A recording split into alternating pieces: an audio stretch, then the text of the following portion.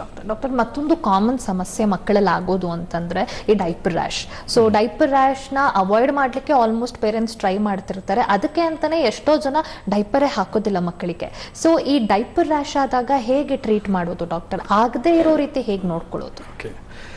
Diaper rashes ಮಕ್ಕಳಲ್ಲಿ ಭಾಳಷ್ಟು ಕಾಮನ್ನು. So ಇದು ಏನಾಗುತ್ತೆ ಅಂತಂದರೆ, ಈಗ ನಾವು ಸ್ಕಿನ್ನಿಂದ ಸ್ಕಿನ್ನನ್ನು ನಾವು ರಬ್ ಮಾಡಿದಾಗ ನಮಗೆ ಯಾವುದೇ ರೀತಿಯಾದಂಥ ರ್ಯಾಷಸ್ ಬರೋದಿಲ್ಲ. ಅದೇ ನಾವು ಸ್ಕಿನ್ ಮಧ್ಯೆ ಯಾವ್ದಾರ ಒಂದು ವೆಟ್ ವೈಪ್ಸು ಅಥವಾ ಏನಾದರೂ ಇಟ್ಕೊಂಡು ಹಿಂಗೆ ರಬ್ ಮಾಡಿದಾಗ ರಿಪೀಟೆಡ್ ಆಗಿ, ಯಾಕಂದರೆ ಮಕ್ಕಳು ದಿವ್ಸಕ್ಕೆ 10 ಸಲ ಮೋಷನ್ ಮಾಡ್ಬೋದು, ಅದು ಕೂಡ ನಾರ್ಮಲ್ಲು. 10 ದಿವ್ಸಕ್ಕೆ 1 ಸಲ ಮೋಷನ್ ಮಾಡ್ಬೋದು, ಅದು ಕೂಡ ನಾರ್ಮಲ್ಲು.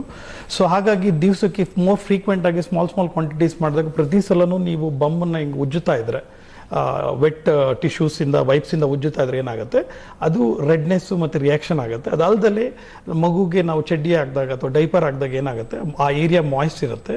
ಸೊ ಹಾಗಾಗಿ ಅಲ್ಲಿ ರ್ಯಾಷಸ್ ಆಗುವಂಥ ಸಾಧ್ಯತೆಗಳು ಜಾಸ್ತಿ ಇರುತ್ತೆ. ಅದಕ್ಕೆ ನಾವು ಡೈಪರ್ ರ್ಯಾಶ್ ಅಂತ ಹೇಳ್ತೀವಿ.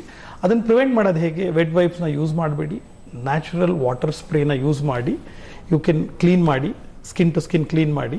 ಸಾಫ್ಟ್ ಕಾಟನ್ ಕ್ಲೋತನ್ನು ತಗೊಂಡು ಟ್ಯಾಪ್ ಆ್ಯಂಡ್ ಮಾಪ್ ಮಾಡಿ, ರಬ್ ಮಾಡಬೇಡಿ, ಟ್ಯಾಪ್ ಆ್ಯಂಡ್ ಮಾಪ್ ಮಾಡಿ. ಇದು ಇನಿಷಿಯಲ್ ಬಿಗಿನಿಂಗಿಂದ ನೀವು ಮಾಡ್ಕೊಂಡು ಬರಬೇಕು. ಒಂದ್ಸಲ ನೀವು ಕ್ಲೀನ್ ಮಾಡಿದಾಗ you are taking away all the moisture from that particular area. So ಆ ಮಾಯ್ಶ್ಚರ್ನೆಲ್ಲ ತೆಗೆಯೋದ್ರಿಂದ ನೀವು ಆ ಡೈಪರ್ ಕ್ರೀಮ್ ಅಂತ ಬರುತ್ತೆ, ಅದರಲ್ಲಿ zinc oxide ideally around 15 to 40% ರೇಂಜಲ್ಲಿ ನಿಮ್ಗೆ ಬರುತ್ತೆ. ಎಷ್ಟು ಜಾಸ್ತಿ ಜಿಂಕ್ ಆಕ್ಸೈಡ್ ಇರುತ್ತೋ ಅಷ್ಟು ಚೆನ್ನಾಗಿ ಅದು ಮಾಯ್ಶ್ಚರ್ನ ರಿಟೈನ್ ಮಾಡುತ್ತೆ.